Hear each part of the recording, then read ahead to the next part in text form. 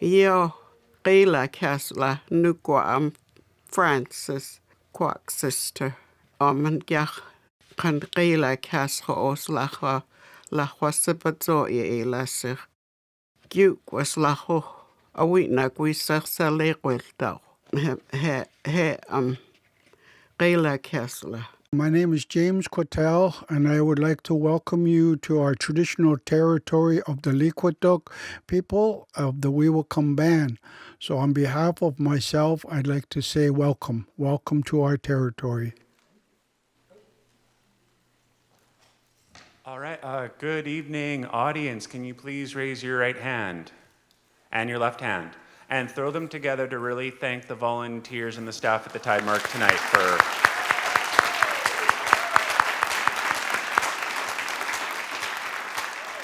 we talked about both of them coming up on stage and taking a bow. Apparently they are refraining from that offer. So I'd also like to acknowledge that the tsunami hazard spans multiple First Nation communities and traditional territories all throughout British Columbia and North America, and would like to thank them for their knowledge that they have shared into the documentary that you are going to be seeing later tonight. So a bit of housekeeping on the flow of tonight. My name's Sean Koopman. I am blessed to be your Protective Services Coordinator for the Strathcona Regional District, so earthquake, flood, tsunami mitigation, preparedness, response, recovery. That I am your guy with the thumb on that pulse for 18,000 square kilometers in the SRD, and as of 1 month ago, my fellow Protective Services Assistant as well. So if you do not know me, if you do not have my business card, please get to know me. Please grab my card. Please contact me. I'm always interested in your concerns, your ideas, your thoughts, your knowledge as well. Just going to do a bit of housekeeping and a little bit of chatting on my part with some thanks, some devotions, and then going to turn it over to Phil, who's going to be talking about what we know about the effect of tsunamis on the east coast of Vancouver Island, do some question and answers where there will be some mics set up here at the front. Please be aware that Phil's presentation, as well as the questions and answers, are being filmed for our YouTube channel. I don't think the folks in the back are going to, film up on you when you're answering or when you're asking us a question, but for those that were unable to attend tonight, we have a very active YouTube channel. We try and film all the public events that we're doing. So just be aware if you're asked a question, that question is going to be on the internet forever.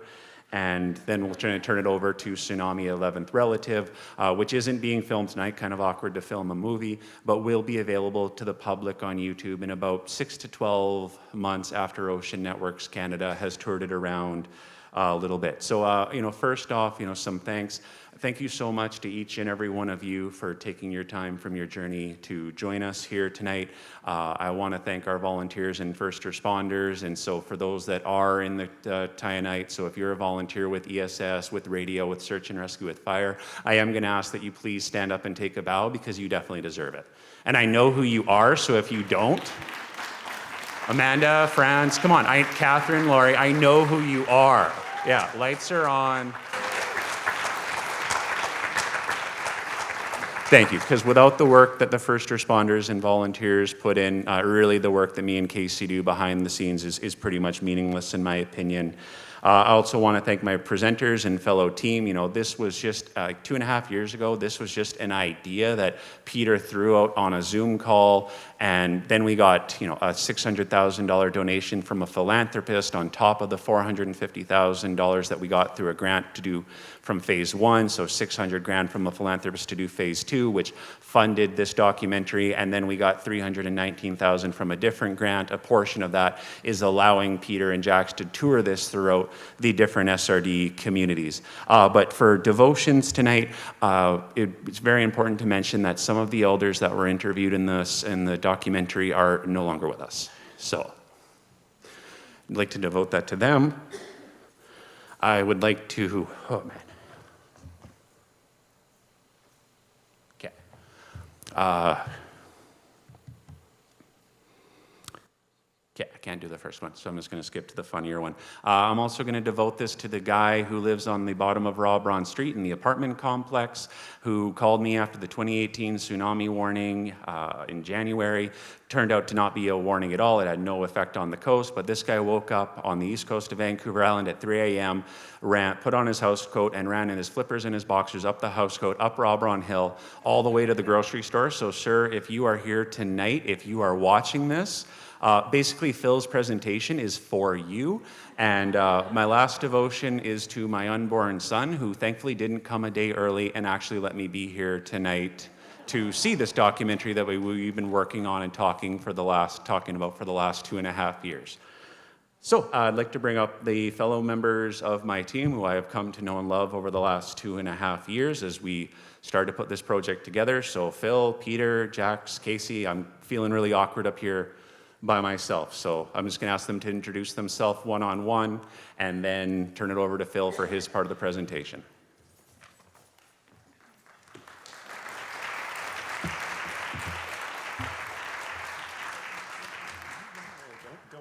Don't rush. Somebody might. Okay.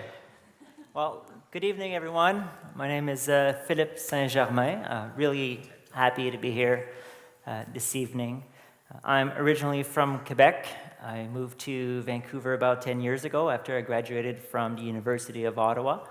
I did my undergrad in civil engineering and my graduate studies in coastal engineering. More specifically, I studied the effects of tsunamis on structures and their behavior. So basically, I understand how water moves. So I'm going to be talking a lot about earthquakes in this presentation. I'm not a seismologist myself, but I understand how water moves and interacts with land and buildings.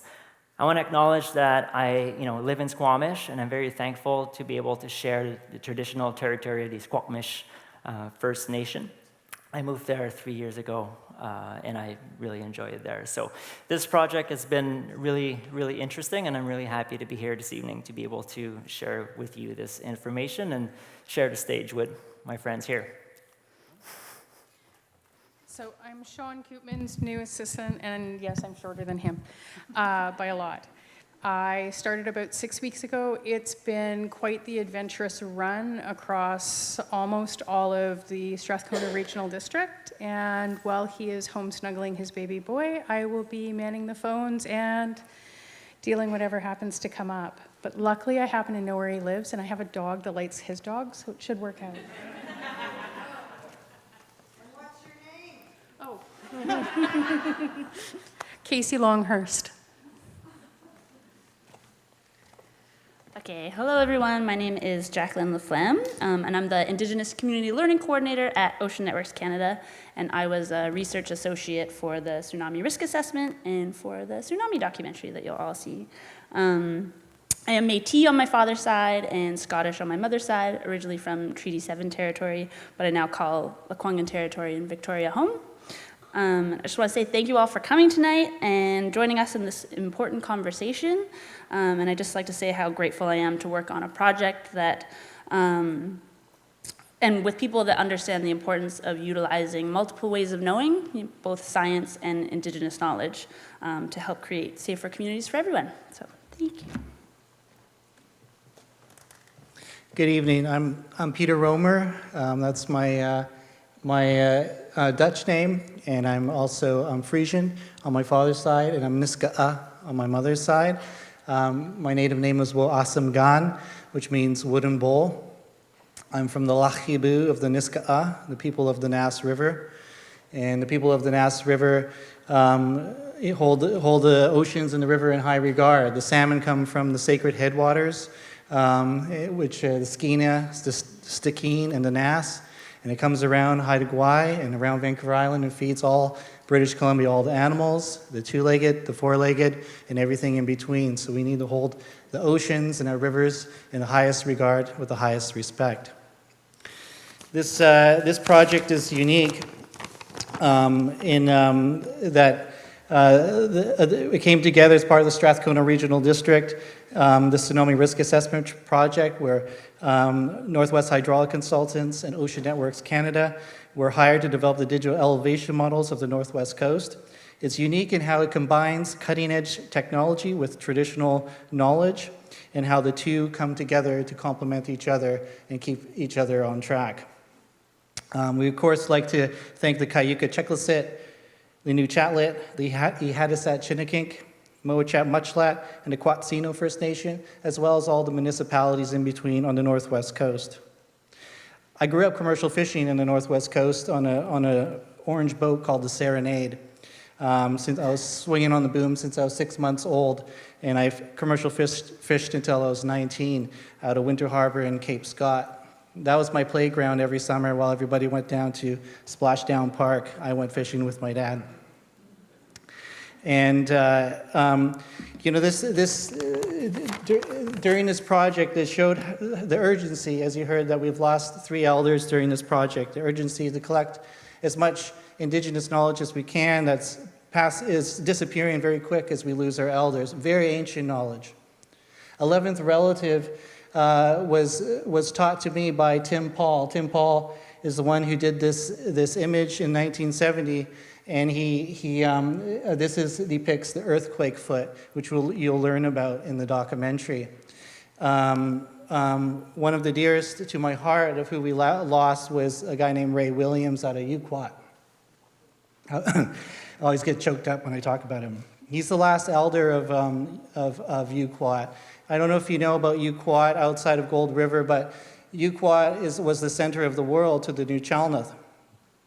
All the 14 great chiefs' houses lined the whole shores of Uquat. And Ray was the last elder to take care of the place.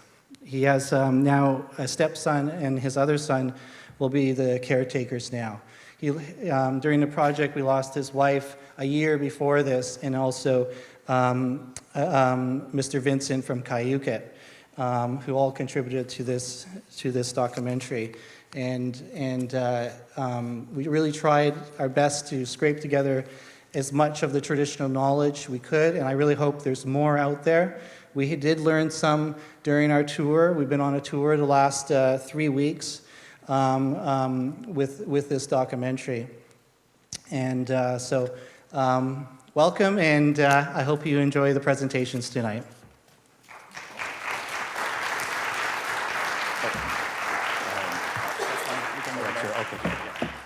All right, we're going to turn it over to Phil for his TED Talk.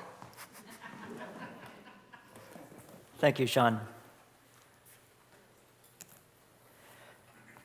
Okay, so tsunamis. So we're going to talk about tsunamis this evening more from a technical standpoint to better understand them. We're going to talk about the tsunami risk assessment we've undertaken on the west coast of Vancouver Island. And then we're going to present what we know about what are the potential effects of tsunamis on the east coast of Vancouver Island, so where we are right now in Campbell River. So this is the agenda of this presentation. So I'm going to start with tsunami basics, discuss the project. This is a summary. This project, as Sean mentioned, has been over 3 years in the making. So it's a lot of information. It's quite condensed. So hopefully during the question and answer period, we'll have more time. So I'll go quickly, and then during the answer question, we can discuss the matters. Then we're going to talk about tsunamis on the east coast of Vancouver Island, share a few tsunami safety tips, and then have the question and answers section. Okay, so tsunami basics. So tsunamis are essentially generated by a sudden disturbance in the water surface or a water body. So think about it this way, in the simplest terms: if you throw a pebble in a pond and you see the waves that are propagating away from where the pebble entered the water, essentially, technically, that is a tsunami at a very, very small scale. If you look at it, technically, what creates a tsunami, there's different ways. There's earthquakes, basically, there's landslides, can be above and below water. Air pressure fluctuations in the ocean, those are called meteotsunamis. Volcanic eruptions and meteor impact. So basically, there's your pebble for you. what we're mostly concerned about is earthquakes, and for an earthquake to generate a tsunami, there needs to be a vertical upward movement of the seafloor. So not all earthquakes will generate a tsunami. So you have different types of earthquakes. You have crustal earthquakes. Those are the ones that are shallower and closer to the surface of the earth. You have different rupture mechanisms. You have some that are dip-slip faults, where the movement between the two sides of the fault move vertically. You have the strike-slip fault, where they move laterally, the two sides of the faults. And then you have some oblique faults that can have both movements. So you have a little bit of vertical movement, so potential for generating tsunamis.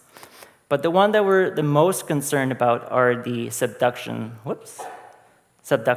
earthquakes. And those are the ones that generates major tsunamis in the ocean. So what we see on the right of the slide is essentially a slice through a subduction zone. And how those tsunamis occur is essentially you'll have a tectonic plate, the Juan de Fuca plate in this case, if we look at the Cascadia subduction zone, that slide under the North America plate. And when this slides, it drags in the tip of the plate this way. And when there's an earthquake, this releases and essentially springs back upwards, and that pushes the water up. And then when the water pushes upwards, it has to go back somewhere. It comes back down, and as it comes back down, then it essentially ripples in both directions, and that creates your tsunami. Tsunamis, there's something that's very important through this presentation is you have local and distant tsunamis. So a tsunami that's local is one that comes from a near source. And technically, those are the ones that will arrive to where you're located within an hour. You are likely to feel the cause if it's an earthquake, especially.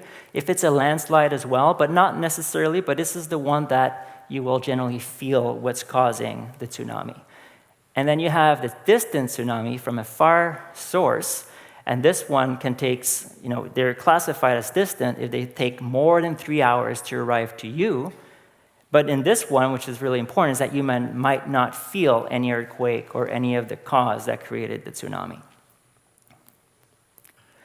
So back to subduction zones, we have what we call the ring of fire around the Pacific Ocean. And that essentially is a nearly continuous line of subduction zones here. The Cascadia subduction zone is the one right here on the west coast of North America. And those are previous large tsunamis that occurred in the past. So in 1700, that was confirmed from oral First Nation history, as well as geological studies and historical reports as far as in Japan. It reached Vancouver Island within 30 minutes, or less than 30 minutes, depending on where you're located on the west coast of Vancouver Island. 1960, a 9.5 magnitude earthquake, which is the largest one ever recorded in historical times, created a tsunami that killed over 60 people in Hawaii. So just to give you an idea that even distant tsunamis can be hazardous. 1964 Alaska tsunami, which is well known here in BC because it created quite some damage in Port Alberni, which is located at the end of a very, very long, narrow inlet, and reached Vancouver Island between 3 and 4 hours. And more recently, the 2011 Japan tsunami.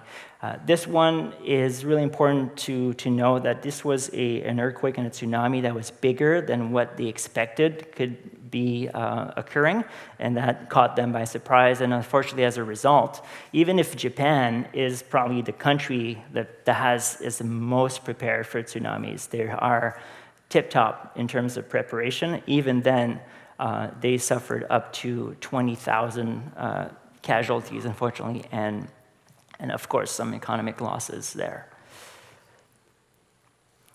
Okay, so back to the Cascadia subduction zone, because this is the subduction zone that's most of a concern here for Vancouver Island. So you have an image on the left of the slide that essentially shows that the zone that's expected to slide goes from Vancouver Island to pretty much northern California. And what you see on the image is that vertical movement of the Earth's surface. So in red is what will be coming upwards, and what you see in blue, whoops, sorry, I keep mistaking the laser for the next slide button. And what you see in blue is basically the subsidence, because land will also subside in some areas, so that will go down. And this subsidence can vary from 1 to 2 meters on the very west coast of the island, and gradually reduces inland at the island, mid-island, half a meter approximately there. So thinking about how often does those earthquakes and major tsunamis occurs, basically there's been 19 full-length rupture in the last 10,000 years, and full length means the entire length of the subduction zone rupturing, and that creates the largest earthquakes and then the largest tsunamis. The Oregon State came up with a very clever classification for these events using t-shirt sizes. Small, medium, large, and X-large. And I think this is fantastic from public awareness to just get the message out and get it stick, right? So basically, those are the magnitudes associated to these sizes. And this is what we call the post-event interval. So basically, after a medium earthquake, on average, how long does it take for the next earthquake, regardless of the size, to occur? And this is on average, how long it takes. So these are the 19 earthquakes themselves. You can see there's 3 large ones that occurred.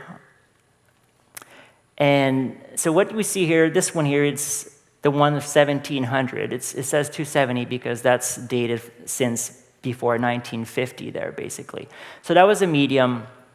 And what we can see from the medium ones is, okay, so before that one, there was a small one, and it took 200 years later to have one. There's a medium. So basically, if we, based on this, the next one could be in 500 years from then, right? But what we can also see is that some of the medium ones, the next one occurred 300 years approximately after the medium one. So that kind of puts us at a time where we can have an earthquake. We're starting to get into that time where, okay, the next one could occur at any time. And whether it's a small, and here I don't want to downplay the hazard. They call it small, and maybe that's the only flaw of this classification, is that this is still a very major earthquake and can still create a very large tsunami.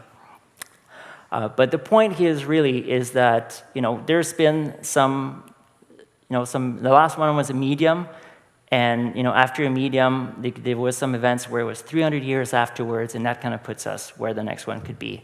And as more as we time and wait, the more the likelihood that it's going to be larger. Next slide. So just some basic behavior about tsunamis, just to understand a little bit how they behave and propagate. So a tsunami consists of several waves. It's not just one wave that's going to come and arrive. And the time between the waves can last in the order of 1 hour. So you'll have the waves going to come up, it potentially is going to flood, and it's going to recede, and that process is an hour before the next wave kind of comes in. And this is for subduction zone earthquakes. If you have a tsunami created by another cause, let's say a landslide, we can talk about 10 to 15 minutes between slides, so it's going to be much shorter of a time.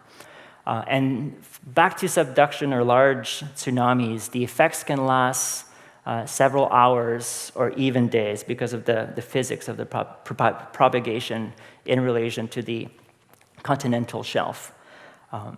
Now, this is regardless of the size of the tsunami or where you're at. For instance, if you're on the west coast of Vancouver Island, you have a large tsunami, the wave's going to be larger, we know that. But as the wave propagates in the back to the east side of Vancouver Island, they're going to be diminished just because of the resistance of the Gulf Island, and also the change in direction because the wave kind of have to weeds itself through. But the effects and the duration is still going to be the same. It's still going to last several hours and even days. So that's irrelevant of the amplitude of tsunami where you are located. The behavior is strongly influenced by the geographical features of where you are. So that's why tsunamis, they can be felt differently, they can be observed differently, depending on where you are, and quite drastically. And they have a tendency to be amplified at the end of inlets, fjords, embayment, because essentially it runs up to the end. It reaches the end of the road and has to go somewhere, so it has a tendency to go up, and also amplifies in constriction. It kind of pushes the water up. And of course, the inundation that results from it highly depends on the topography itself. So basically, looking at this slide, these are just different types of intrusion of how the tsunami is going to flood over land. And this is in a very simplified schematic way. The first one is the breaking way, where the tsunami essentially pushes up, and when it arrives on the coast, there will be some breaking at the front of the wave, and then will propagate inland. Very much like a wave on the beach. If you go to Tofino, you have a mildly sloping beach, generally speaking, and the wave will run, it will crash, and the foam will continue to advance, and eventually will kind of come down. Essentially the similar mechanism. Not much, this is more like in areas like you have coastal plains in Japan, for instance, where you have very long and low-lying area. Here in BC, we have more of the run-up type, where the coastline, generally speaking, is steeply, has some steepness. Not all areas, but there's like some hills, lots of hills, so it's generally steeper. So you'll have more of a run-up type of behavior. In areas where you have very steep shorelines, it's more of a surge. The water will essentially be coming up and down. And then you have the overtopping, where you have let's say a deep port where it's very, very deep. The water will kind of come up, and then when it spills over, the water is going to advance as a very thin lens of water, but very, very quickly.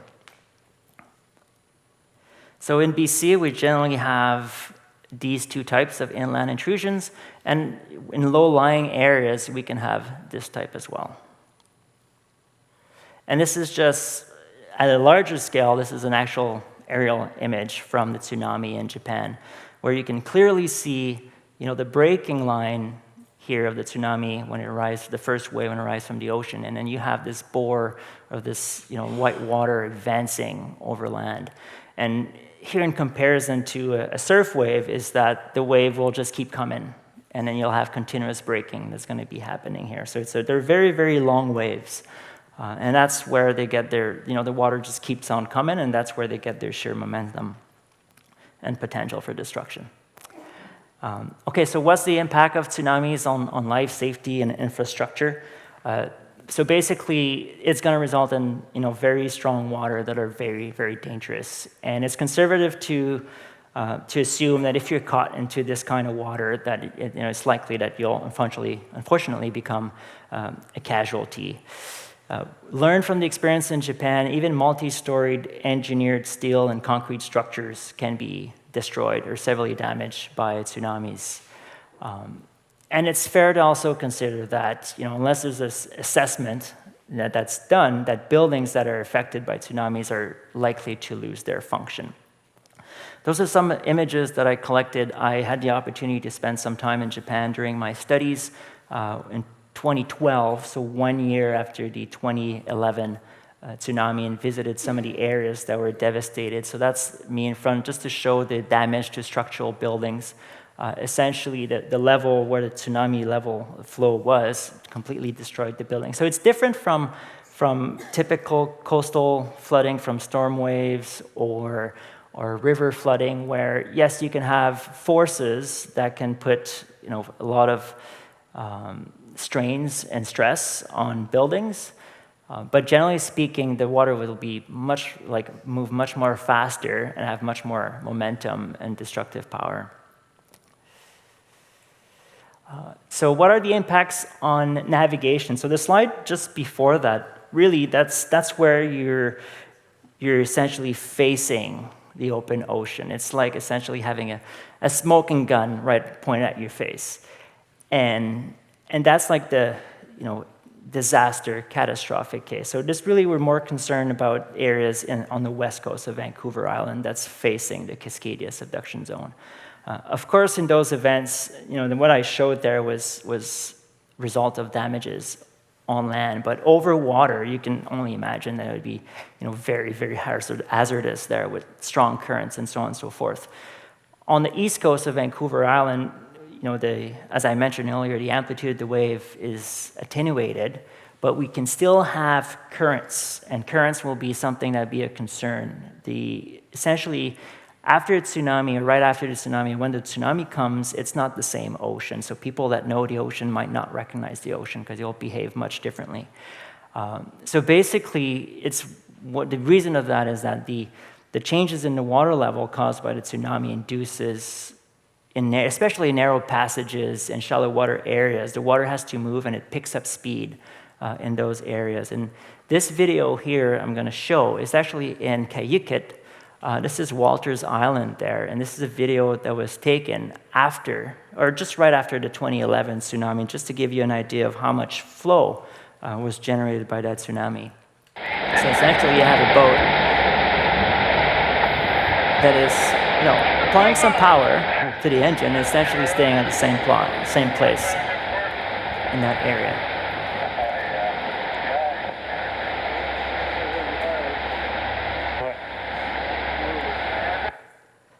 Okay.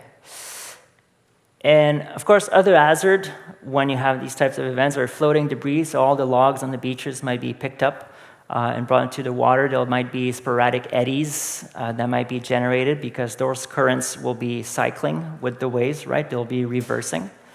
You can also have, breaking wave fronts. This is, for instance, the tsunami arriving, the 2011 tsunami arriving in the San Francisco Bay. So it has a wave front there that can, capsize a boat and so on and so forth. And also there's going to be a drawdown in the tsunami that might reduce the water depth under your boat. Okay, so I'm going to go quickly over the Northwest Vancouver Island Tsunami Risk Assessment Project. So basically, that's a project that was commissioned by the Strathcona Regional District in partnership with the Kayikit and Checklaseth First Nation and Nuchatlat First Nation.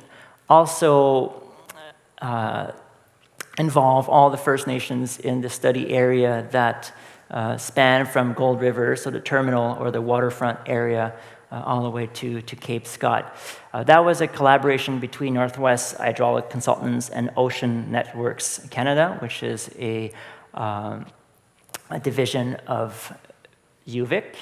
And the objective of the project was to provide an understanding of what are the hazards on the northwest coast of Vancouver Island. Simply because there wasn't a clear understanding or definition of them, and essentially knowing that it's facing the Cascadia subduction zone, what's the hazard there? That's to support emergency management and implementation of risk reduction measures, and raise awareness and share life-saving information with the public. There was 3 main components to the project, so community and Indigenous engagement, tsunami hazard analysis and mapping, and as well as risk assessment. And hopefully you're interested, and you can go on the SRD website, so srd.ca, tsunami-mapping, quite simple, and you can find all of the study results as well as more resources, so reports, maps, and other useful information there. So the project was divided in 2 phases. Phase 1 covered Kayikit Sound and Esperanza Inlet, as well as Tassis Inlet. And phase 2 included Nootka Sound and Quetzino Sound. So that started about 3 years ago, and we're just coming to an end now with phase 2. So in terms of community and Indigenous engagements, so there was an advisory group formed from several organizations present in the study area. Essentially was to bring expertise and counsel to make sure that the study findings were actually applicable and relevant to the study area, and also foster the exchange of information between communities and foster collaboration, and as well as obtain background information, but also prioritize where we would do our assessment in more detail. There were several touch points with the public to also share results, but also collect inputs on what we're doing and keeping us in line with what is most relevant. There's a project webpage that was developed in collaboration with the SRD, several rounds of public meeting, community survey, some education module were delivered to kindergarten to 12th grade by Ocean Networks Canada, an online story map that's being developed right now to be, it's going to provide a bit of a portal to the project where you're going to be able to see and enjoy what's been done, then some signage that's being developed by the SRD. And of course, there's one of the big components of the project is the Indigenous knowledge research to have a two-eye seeing approach. Leading the project essentially is to obtain the traditional and the oral history of the First Nations, and combine that with Western knowledge and Western science, and really obtain something that's more comprehensive and leads to better outcome.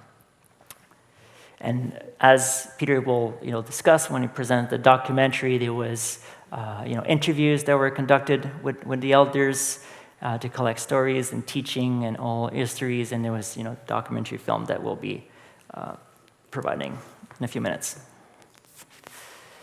So tsunami hazard analysis and mapping. So tsunami modeling was done, surveys were done, LiDAR or topographic information was collected from flying planes and bathymetric surveys. So, measuring what is the water depth in different locations in the ocean. That was done to develop a digital elevation model. So essentially, it's a digital representation of the surface of the Earth. That's what you see on this slide, this image over here. And then the water levels that were simulated in the simulation is a high tide, so high water, mean tide. For current day sea level as well as future sea level, and that does not include storm surge, for instance. Okay, and here's a video of the Cascadia tsunami, so you can see what it looks like as it propagates in the Pacific Ocean, as well as when it lands on the west coast of Vancouver Island, and you'll be able to see as it propagates in the Juan de Fuca Strait and up the Strait of Georgia. So you see that within 15 minutes, start touching Vancouver Island, and within half an hour, most of the west coast of Vancouver Island has been impacted by the tsunami. And then the tsunami tend to be slowed when it propagates through constriction, so it's being slowed down as it propagates through Juan de Fuca Strait and passes through the Gulf Island. And approximately 2 hours after the earthquake, then it started propagating up the Strait of Georgia. Okay, so those are some of the results that we got for tsunami amplitude. So the amplitude really is the height of the tsunami wave above the water level if there was no tsunamis. And this is in the case of a Cascadia subduction zone earthquake. Then what you can see basically is, ranging, this is the amplitude of the tsunami. Light colors are smaller amplitudes and darker, warmer colors are higher amplitude. You can see in Nootka Sound, Klupana Inlet, it reaches very high altitude amplitude in that location. Gold River waterfront as well, and essentially right on the open coast as well, and at the end of inlets over here. And something that was surprising for this study, essentially we noticed that at Holberg, there's still some hazard, there's still some tsunamis amplitude that makes it past Quetzino Narrows. And that was discovered as part of the first phase. We assessed this area in a preliminary fashion with a model with a coarser resolution. In the second phase, we looked at it in more detail, and that revealed this. But that tells us that the resolution at which you do your modeling, so basically the distance between the points where you do the calculations, can have an influence on the outcome. So that was an interesting finding from that project. This is just to show the tsunami velocities, the velocity of the water, the currents that could be generated following a tsunami, this case a Cascadia tsunami. So what you see on the color scale here, so light blue to green, it's between 0 and 3 knots. Those are currents that you can encounter on a regular day because of astronomical tides, for instance. But when you get into the yellow shades, it's 3 to 6 knots, and that starts to be quite sporty, quite dangerous, actually, especially if you're being caught off guard. And between 6 to 9 knots, this is simply, very, very hazardous current. So you can see that, for instance, in Nootka Sound, you have a lot of areas where you have very, very strong currents if it happened to be boating during a tsunami. So those are the results for a Alaska tsunami, so in a tsunami coming from a distant source. You can see that on the open coast, the results, the amplitude is much less, in the order to 1 to 2 meters. But what's noticeable is that at the end of inlets, you can have this amplification of the tsunami waves, and that can create some concerns. If we look at, for instance, for Tassis, Fair Harbor, at the end of Nirutsas Inlet in Quatsino Sound. And also, this is what occurred in Port Alberni and created a devastating wave there in 1964 during that event. On a distant event, the velocities created by the tsunami will be less, but they will be in narrows especially. For instance, this is the Tassis Narrows, and there's Quatsino Narrows where it's strong velocity. And the hazard there is, if you're boating, you might not feel the earthquake, of course, and if you don't get a notification for some reason, you might be caught off guard. So it's more the element of surprise that could be very hazardous when you're navigating and there's a distant tsunami on its way. So all this information is presented in terms of maps. So we created maps that covers the study area at a regional scale to map the results of the tsunami amplitude and the maximum tsunami-induced current velocities. Overland flooding was also mapped. We included a safety factor to map the flooding, and this is for emergency planning purposes for current sea level. Importantly, there's no freeboard or setback. Those are essentially the distance that you'll create between you and the hazard to feel comfortable. Different map scales were used, so the regional scales, this is the layout here, and this is all the locations where detailed inundation has been mapped throughout the study in the Strathcona Regional District. Inundation levels were developed for different areas in a table like this. You basically have the arrival time at different areas. So you can see that on the open coast, where you have Obsitas, for instance, or Cayucot, it's within half an hour. And Yuquat as well. But as you go further inside the inlets, you have a tsunami wave has more distance to travel, and it's also slowed down by the geography. And then you have, for instance, at Gold River, you can almost an hour here, or Fair Harbor, 45 minutes. And those are crucial minutes to evacuate to save. It could be life-saving minutes. So we provide these inundation level for both current day and future, including sea level rise to the year 2100. We did some risk assessment to identify what is the potential risk to people, especially with respect to roads, buildings, and assets that are critical for the response and the recovery.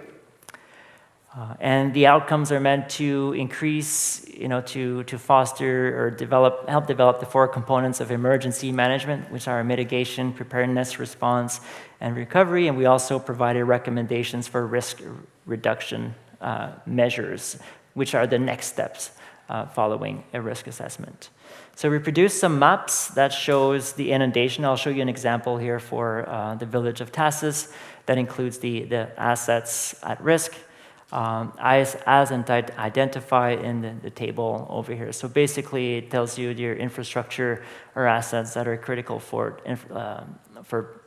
health, safety, and government, as well as water treatment and power. Essentially, the thing that you'll need after a disaster to be able to recover and respond to the event itself. Address the event and the emergency, but also get back on your feet following the event. So this map shows the estimated inundation at the village of Tassis due to a Cascadia tsunami. It's quite extensive.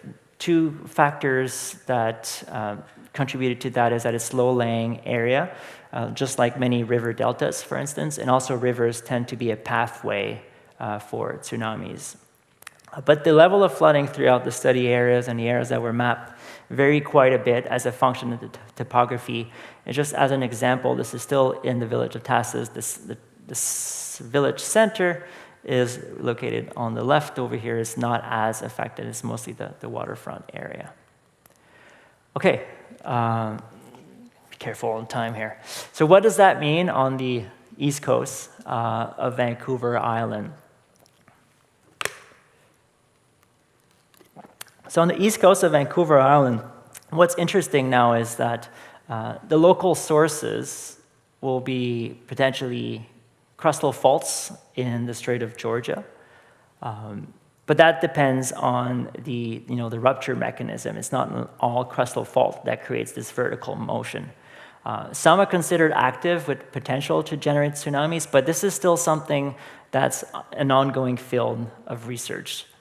It's still an ongoing field of research. Submarine landslides. There's the 1946 Central Vancouver Island earthquake, which was a magnitude 7.3, killed one person on their boat. Apparently, a landslide was triggered. The earthquake triggered a landslide, which then generated a tsunami. The Fraser Delta and Malaspina in Strait can also, these areas, there can be some potential landslides that could generate a tsunami. But these sources are still under investigation, and they're potential sources. Aerial landslide, that's where any mass of material that would slide down a mountain, for instance, due to water, could also generate a tsunami. For instance, in 1946, during that earthquake, in Landslide Lake, it generated a tsunami that propagated 3 kilometers inside. And the distance sources, so in this case, notice that the Cascadia subduction zone technically becomes a distance source because it takes more than 1 hour. It takes around 2 hours, so it's a mid-field source.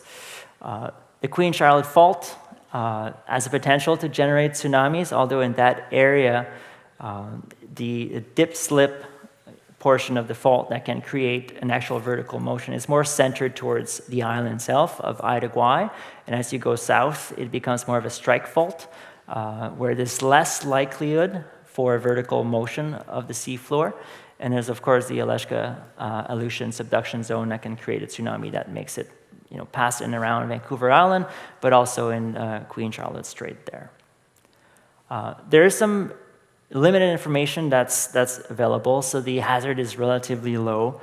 As this image that's published by Natural Resources in 2009, so it's quite dated, it's quite some time, but it just indicates, it gives you an idea of that there's a reduction in the tsunami hazard on the east coast of Vancouver Island, and here reported a 2-meter amplitude or run up above the tide level there. So this is consistent with modeling results that we have available. And we call them coarse modeling results because in our study, because of the time it takes for the computer to do all the calculations, if we have to prioritize the level of the details in certain areas, and we have to do coarse modeling in other areas. But it still provides us a bit of information that's preliminary, and it's consistent with this information, but it still needs to be confirmed. For instance, just taking from the information we got for Holberg, for instance,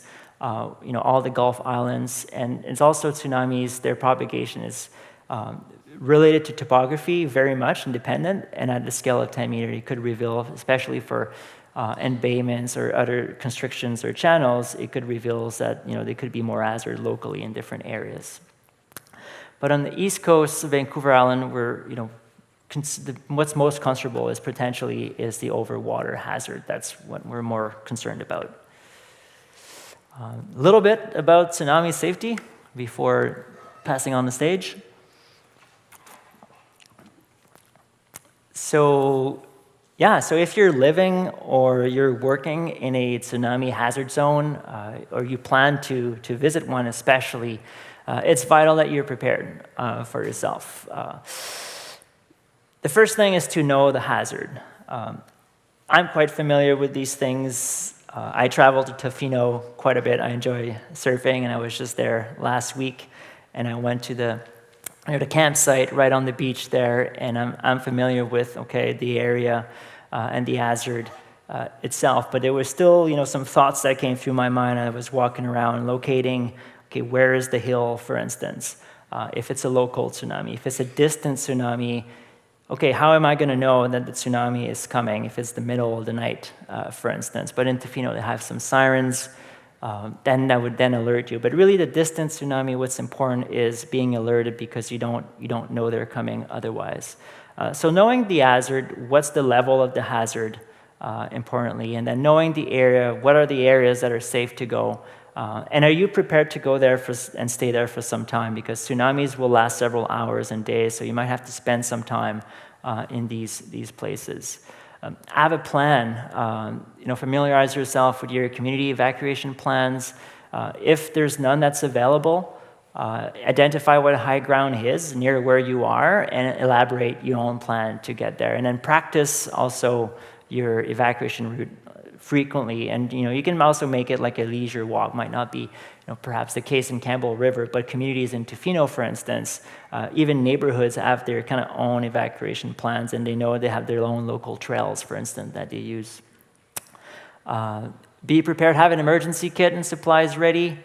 Be involved. You can participate in high ground hikes, for instance. Reach out to your community officials like Sean here present this evening, and also talk to your family and friends about these hazards if you know that they're visiting these areas that are more exposed to tsunami hazards.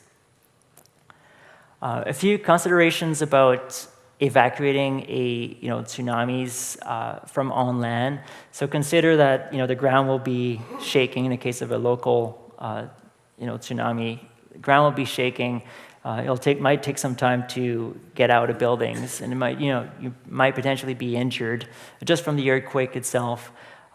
When you're on land, the safest way to get to higher ground is on foot, potentially bicycle. Basically, and evacuating by car is not recommended because it might lead to road congestion, but also potential accidents. And consider that roads may be damaged following an earthquake. This is an older picture, an older road, possibly a forestry road, but that's following the 1946 Vancouver Island earthquake. And also, if you're outside of an evacuation zone, you have to, and you have access to supplies and shelter, you should not evacuate. You should not, if you're not part of the problem, you should not become part of the problem. And if you're on land, it's not recommended that boaters try to take their boats offshore if you're already on land. If you're on land, you're safer on land, considering that there's high ground where you are. If you're in deeper water or close to deep water, you think you can get your boats offshore in deep water that's at least 100 meter, that's something you can do. Or if you're close to shore, you got to use your best judgment as to whether you want to decide to safely beach or docking your boat, which can be challenging, or and then evacuate to higher ground, or attempting to reach depths or locations that are less hazardous. And then knowing what to do difference between a local tsunami. So for local tsunamis, especially on the west coast, the shaking really is the warning. The tsunami arrived very quickly, so you might not have time to have an official warning. And then some of the natural signs are a strong shaking of the earthquake, a receding ocean, and a loud roar-like sounding coming from the ocean, from all of this wave and this water that's interacting with the land. And you have to go to high ground immediately. And in the case of a distant tsunami, there'll be more time for an official warning to come in, and there'll be more support that may be available as well to direct the evacuation. And this is some of the initiatives here that the SRD will do to pass down the alert to the people there, especially through the alert table, mass notification service, through text messages, social media, radio, and door-to-door.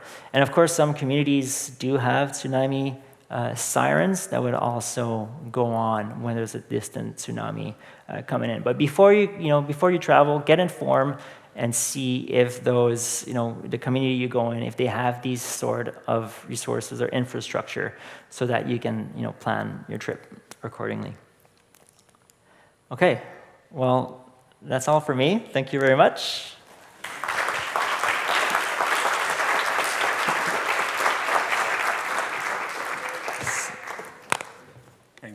Thanks, Phil. So to Huey and Laura, our technicians in the back, we are going to change things up a little bit just because Phil took up some budget. We're going to go to the documentary and save questions and answers for the very end. But would it be safe to say, Phil, that if these folks on the east coast of the Vancouver Island, see that there's a warning coming from Haida Gwaii or Alaska, they don't need to take any protective actions in Campbell River based on the knowledge that we know? I wouldn't say that. I'd say stay away from the water. Okay. And get off your boat or get off the marina. Give some distance to the water edge. Definitely there, yeah. And if they feel earthquake, you should not be by a body of water at all, by the ocean. That's right. If you feel an earthquake, regardless, if it's a subduction earthquake, then you have still residual amplitude that comes in. It can be hazardous. If you're in low-lying areas, you still have potentially up to 2 meters of an amplitude. So if you add that on top of tide, that could be a hazard if you're in low-lying area. But especially, you don't want to be close to the water or on the water in this case. And if you feel the earthquake, it's less likely. It could be a crustal earthquake from in the Strait of Georgia. But those are... they're less likely, but it potentially could be one. So you still want to get away from the water. Thank you. Peter, you're up.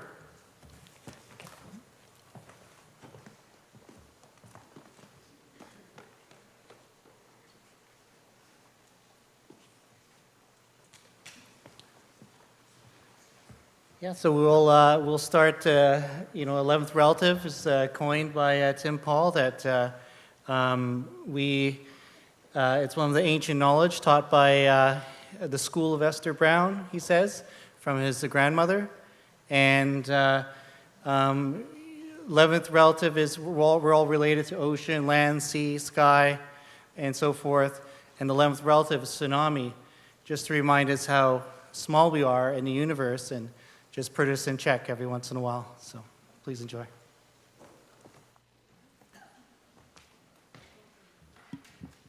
Whoa, that's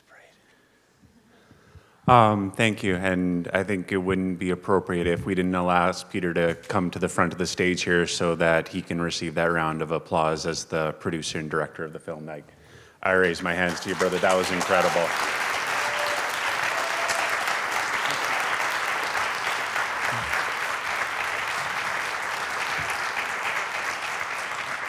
I guess as they say in Uchalna, chew. And I'll leave you on a little bit of a more happier note. On another documentary I did in Port Alberni when the tsunami hit Port Alberni, I used to have a TV show called First Story on CTV. And interviewed this elder from Hupachesset First Nation, and she was about 77 at the time. And when that tsunami hit Port Alberni, I think it was about 4 meters high, but she heard a rumbling under her house, and she was sleeping on the top floor up in her bedroom. And she got out of bed, and she looked out the window, and she was floating down the street. and I always say, oh, then she went back to bed. Ugh, can't take it. Yeah, but thank you so much. We can take some questions. I think we have a little bit of time for questions. But Phil's the expert on some of those, on the technical questions. But I could answer anything on the traditional questions if you like. So the floor is yours now. We have microphones at the front. Don't be shy. You know I wouldn't be shy. Yeah.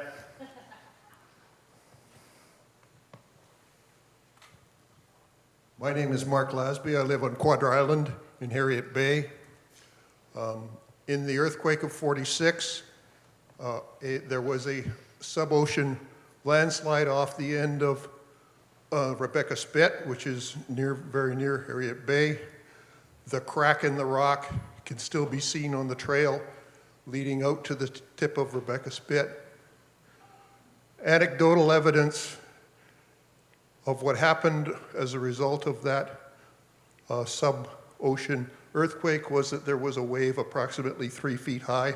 I'm sorry I have to talk in feet. I'm not into metric yet. Yeah, 1 meter. Despite the fact I was educated as a civil engineer in the 70s.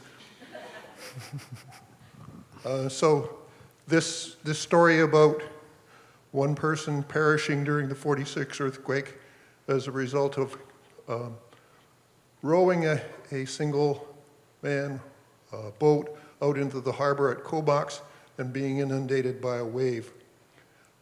So that jives with this 3-foot high wave that was generated from this sub-ocean earthquake. My question for Philip is what sort of a volume of sub-ocean soil movement as a result of a crustal earthquake on Vancouver Island would be necessary to generate a 6-foot/2 meter tall tsunami in the Georgia Strait? I see Sean stepping back there. Let me get my calculator. I brought it in my computer. Your own mic. Yeah, no. That's a very good question. There is some analytical methods to compute that.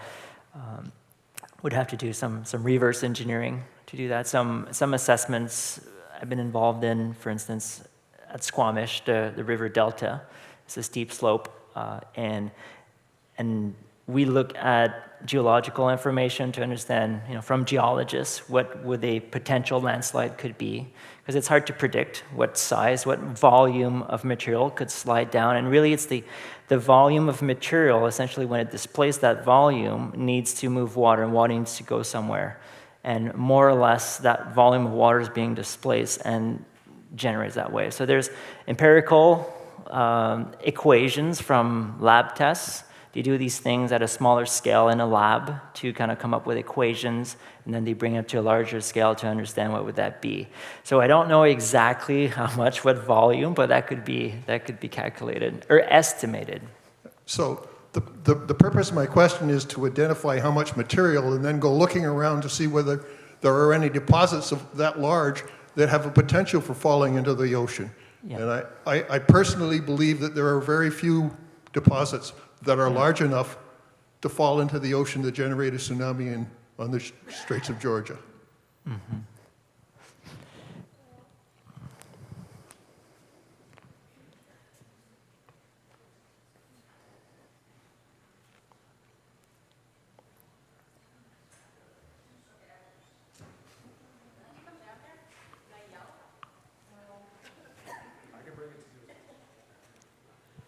I have a question. We were down at Nia Bay, and there had been, forgive me if I'm not remembering it correctly, but there was some kind of a landslide, and what happened is it uncovered this village site on the outside coast from Nia Bay that was perfectly preserved under the mud. And when they dated it back, it basically, I guess, it came to the written, it corresponded to the written historical in Japan. And I'm wondering if you guys have have you spoken to them about that dating, and is that the 1700 earthquake that happened? Yeah. No, we haven't talked to anyone in Nia Bay that's in the U.S. Per se about that, but there's geological evidence of the 1700 tsunami. And Peter, The only thing I can relate to that, it's close to that, is the Macaw, in the Macaw village of Ozette Lake. The carbon dating's hard to match because carbon dating's a bit tricky, but it seems to coincide with the 1700. There was a massive slide during about 1700, and it wiped out the whole Ozette Lake and actually buried 50,000 artifacts, sucked all the oxygen out, and then in the 60s they did archaeological dig, and all those artifacts can be seen in the Macaw Museum now. And so down there was some impacts there. And of course, there's trees too. We've seen tree stumps on some of the beaches there. But the macaw, and look up Ozette Lake, and it's quite fascinating what happened there.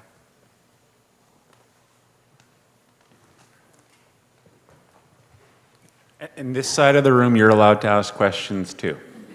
It's equal opportunity. I actually have two questions, one for each speaker. My question for Peter is, it seems like there's been a lot of information gathered through this project of traditional knowledge. I'm just wondering, it seems like probably there wasn't time to get it all out into the documentary. Is there any other place that some of the information that's been gathered is available to learn more about some of the traditional knowledge? On the SRD site, there's the Indigenous report that Jacqueline worked on, and you can look through there. We did incorporate most of it. That's it just shows the urgency of these last bits of knowledge, especially when we talk about the 1700. These are oral stories, so as the elders pass on, we're losing oral stories fairly quickly, and so. Yeah, we've learned a couple little things more on our tour, and which we found quite fascinating, and so we're going to follow up more with that. Thank you. And my technical question is around just thinking about what happened in Butte Inlet and the slide there, and if that has any impact on some of the work that you've been doing with the modeling here. Mm-hmm. So yeah, the modeling we've done focused on the west coast of Vancouver Island, and of course, we didn't look at landslide generated tsunamis. It's just simply in terms of limitation in terms of scope, basically. But that's another concern as well, as in inlets when you have steep hillsides. Having landslide in those areas, and that's where the challenge is to understand whether there risk a landslide or not. There's traces, as a gentleman mentioned earlier, of sediment deposits and so on, but also detecting any changes in hillsides or underwater. It's the challenge there, and that's why the landslide generated tsunamis are rare. But there's a potential there, but understanding what that potential is that's where the challenge is.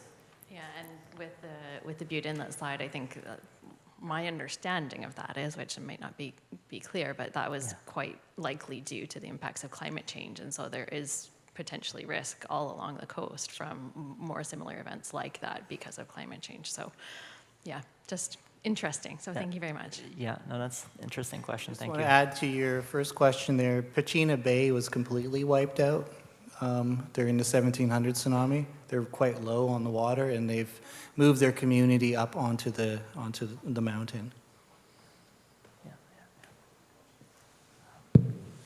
Hi, I have two questions as well. Oh, did I just take the mic from you? I'm so sorry. Battle. So I have a preparedness question. You did mention that when traveling to the West Coast, it would be best if you had the information you would need as a tourist. So I'm appreciative of the fact that the SRD has done this for their region. I'm assuming that preparedness information exists on the SRD website?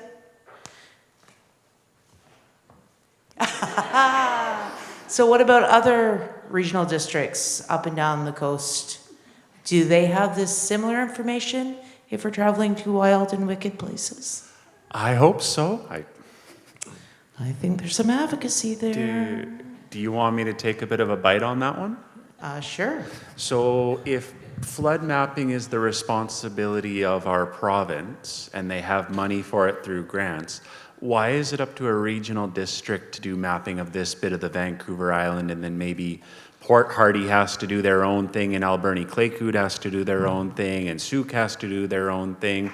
If the province had the money, why not just bring in a quality consultant and do the whole tsunami area in one fell swoop?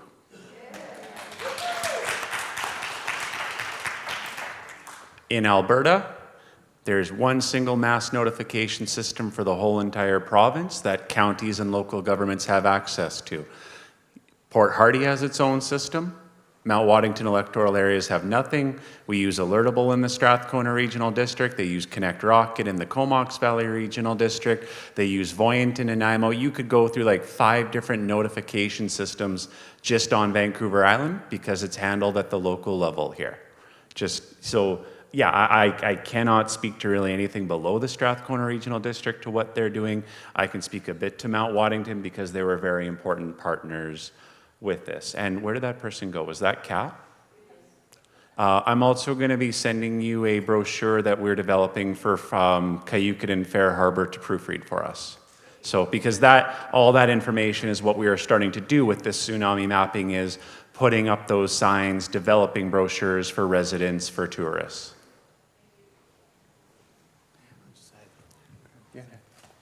And I already got some scientists bugging me to do some engagement with the Central Coast. And so some of our scientists and engineers at Ocean Networks Canada have already started some plans and strategies to work with the CRD and the 4 nations there. So I have 2 questions, and I guess I'll start with the technical one because it kind of relates to the last question. I was in Nepal during the earthquake, or after, not during the earthquake, after the earthquake, and saw some events where it was the glaciers released by the earthquake, especially hanging glaciers. So is there any concerns in this part of the world where glaciers might be released as a result of an earthquake and contribute to a tsunami? Well, that could happen. Like if you're on a glacier and there's a lake, for instance, that's essentially, the analogy of having a mass that goes into the water, displaces the water, then generate a wave that can propagate across this body of water. So, if you go up the mountain, go on a glacier, and there's a lake there that happens to be there, the release. Well, first of all, the glacier is subject to falling or cracking under the shaking, right? The shaking can cause rocky hills to collapse and fall and create landslides. Same thing with the glacier. It's another material. It's ice. It's even more brittle than rock, for instance. And I do enjoy mountaineering myself, and I've been in the mountains and I've seen chunks of ice falling, on their own from glacier and pushing boulders down the slope, and it's quite impressive and scary, as a matter of fact. So yeah, physically, you can have a release of ice that falls down a hill, and if it reaches a lake, Joffrey Lake, for instance, the serac is much higher, but there's overhanging serac there. For instance, if it reaches the lake or other material reaches the lake and you happen to be on the other side of the lake taking pictures because it's really pretty, there's a potential for a tsunami to come across the lake. So it's physically possible. Now, whether, how much ice would be falling off, it depends on how much ice would come down into the lake. Historically, the nations such as the Wasanish Nation, they're called the emerging land people. And the story is that there was you look at 10,000 years ago, kind of at the melting. In Nanaimo, there's a group that did a study on the glaciers breaking off, and it coincides with the oral story of the Wasanish that they were kind of warned that some type of flood was about to happen, so they tied off to their mountain on top of the mountain there, and they ended up surviving that flood. It flooded over the Gulf Islands and broke off from where Vancouver is today, and it plunged and kind of engulfed the Gulf Islands and went over the peninsula of Saanich. And the Raven said, "Oh, you're the emerging land people," and that's how they became the emerging land people. So there's some historical oral stories about ice breaking off causing floods. Thank you. You set that up beautifully for my second question. And I'm just thinking, I live in the Comox Valley, and the story of Konish, which is the name of the glacier there, is that the people tied off to that glacier to be saved during that flood. And so related to that, in 1946, during that earthquake, I recently learned that there was a tsunami on Comox Lake. And I was just wondering if, A, you could tell me if a tsunami on a lake is still a tsunami, or does it have another name? And B, if you could offer any more information about that tsunami on Comox Lake from 1946. Yeah, I wasn't aware of that one, so that's great. Great to know. But they're called tsunamis as well in the lake. Yeah. Thank you. Yeah, you're welcome.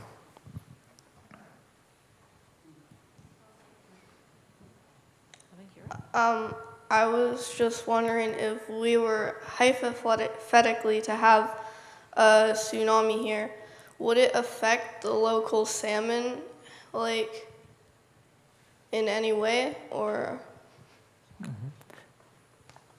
Yeah, that's a potential. We in our risk assessment we looked at the risk to life safety and infrastructure, but other aspects that can be impacted by tsunamis are ecosystem. Like there's environmental risks as well. There's societal risk and economic risk. So basically, the tsunami is it's a natural event essentially.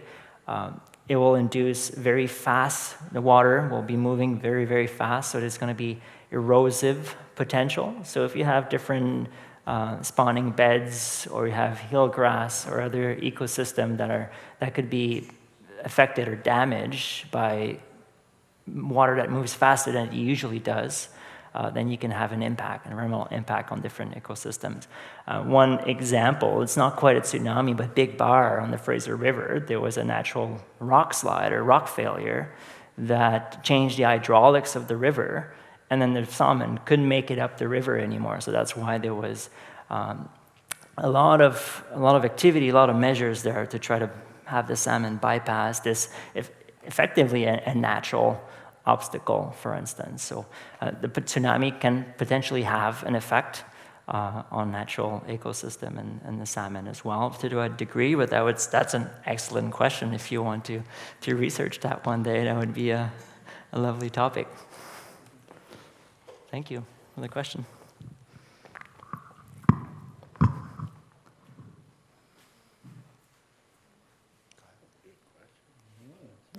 Yeah.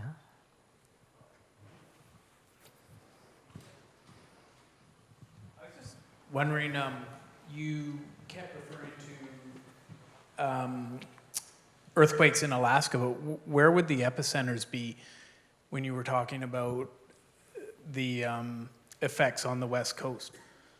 Would they be like in the Aleutian chain, or because you kept referring to Alaskan earthquakes? Yes. So you mean on the west coast of British Columbia? Yeah. Yeah, so the epicenter of that earthquake is in Alaska. I forget the name of the town on the top of my head. But essentially, the wave, as it propagates, it kind of like, it reaches Idaguay eventually, and then eventually reach the north of Vancouver Island, and kind of wraps around, the island itself. So in terms of, like, there was a nice video in the documentary of that event. In terms of epicenter, do you mean like where it would be the most like adverse on Vancouver Island per se? Because epicenter is more related to. Where were they taking the data from? Oh, for the magnitude of the earthquake? That would be in Alaska. Yeah, basically, yeah. Alaska's very big. What's that? Alaska's very big. Yes. So the Aleutian Island. So that like. Put you on the slide there, but you got that chain of islands that tip there, and that's where the subduction zone, the rupture length, fails basically, and then where they took the epicenter. Technically, I don't know exactly from a seismology perspective where they put the point, essentially, but I would think that's where the most of the shaking comes from, or more slip generates there. Yeah.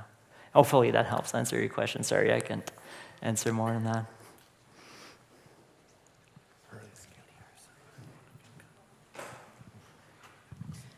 Okay, so I'm originally from Manitoba, so this is all new for me. I've been here since 2010, so I'm slowly learning and learned a lot, some from Sean, but this is for all of you. going from this information that we have now, what do we do next? What can we do to help others? Which one?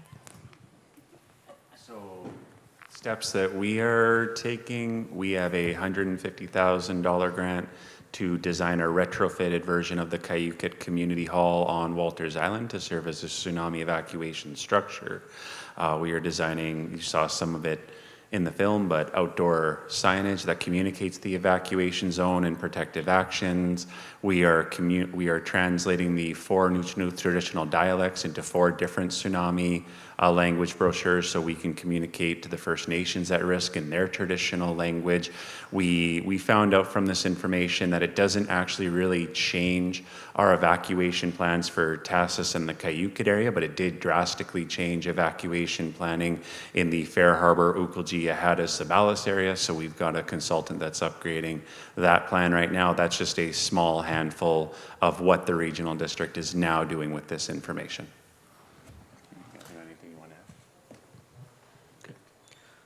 I'm curious to know whether, when you talked about the earthquakes range of the tsunami coming around the Gulf Islands, but you didn't talk about how it comes through the north and through the channel and through Seymour Narrows. Could you talk a little bit about that?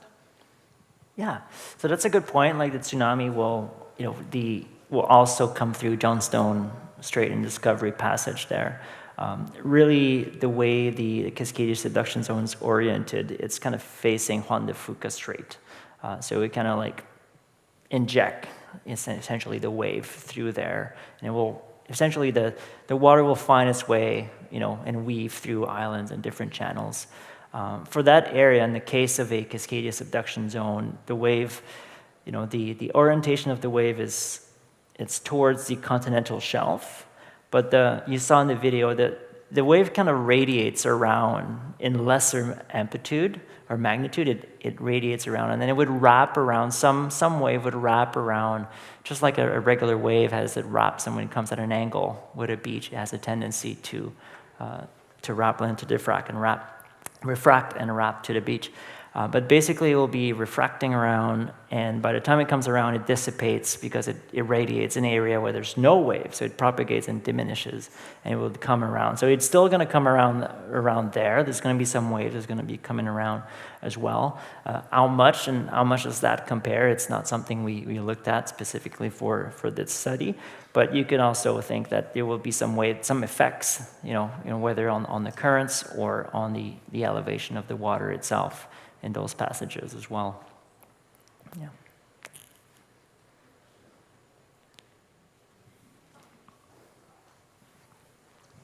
Just to add to that, I just find what's unique about this project personally is that it bypasses certain communities and others it impacts, and not everybody gets the worst case scenario, I found. It's fair to say. Mm-hmm. Hi, my name's Irene, and in 2018, I had just moved to Port Alberni. I'd lived there for 2 weeks when the tsunami warning occurred. It was utterly terrifying. It was like 3 o'clock in the morning. I didn't know anything about the city I was living in. I had moved there alone. And so I'm wondering, in the aftermath of all of that, do we know why the wave didn't reach shore? Like, the warning systems were incredible. I was woken up by police who were going around the neighborhood yelling, you need to evacuate. But I'm just curious, like, what happened? Mm-hmm. Remind me that the 2018 event, where was the... From Alaska. Is it in Alaska? From Alaska, okay. A warning was issued, but it dissipated. Right. So basically, the warning system, there's the earthquake. When the earthquake occurs and sense an earthquake, they might issue a warning. Not all earthquakes generate a tsunami, for instance. You need that vertical motion of the seafloor. And you cannot see it. They don't know if there was a tsunami that was generated. So it's conservative to issue a warning. And then afterwards, they'll monitor the ocean at different buoys that detects the changes in the water level to confirm that. And then they might call off the warning. But there might be some time where if initially there's the earthquake and then the warning comes out and it might be 3 in the morning, for instance, by the time they call off the warning, could be an hour later, for instance, but then, it would be customary to initiate the evacuation. But that kind of brings in the question, well, if it's a distant tsunami, you still have to evacuate whether it's early. If you have 3 hours, it's still, you have to move there. And Port Alberni, it's because the 1964 tsunami we saw that on the open coast of Vancouver Island was in the order of 1 to 2 meter, but it was up to 10 meter in Port Alberni, just because of the amplification, the long and narrow inlet. So that's why a tsunami from Alaska, it's still a very big deal for Port Alberni. So that's probably why the intensity of the measures that they're using there. Great, thank you. Yeah.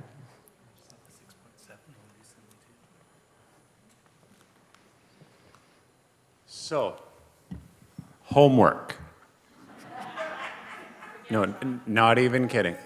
So there's a bunch of preparedness materials on the table outside, but there's one sheet on one page. It has 25 steps that your household can do to be better prepared for an earthquake. On the flip side is 25 steps that your household can take to be better prepared overall. If you're only going to leave here with one thing that night, please grab that sheet, do it tomorrow with your whole entire household, answer yes, no, or not applicable, and try and change one no to a yes at least once per month. That's your homework. So that will take you minimum 50 months. Ideally do it every week, but that's your homework, that 2-page sheet, turn one no to a yes every month. Thank you for coming.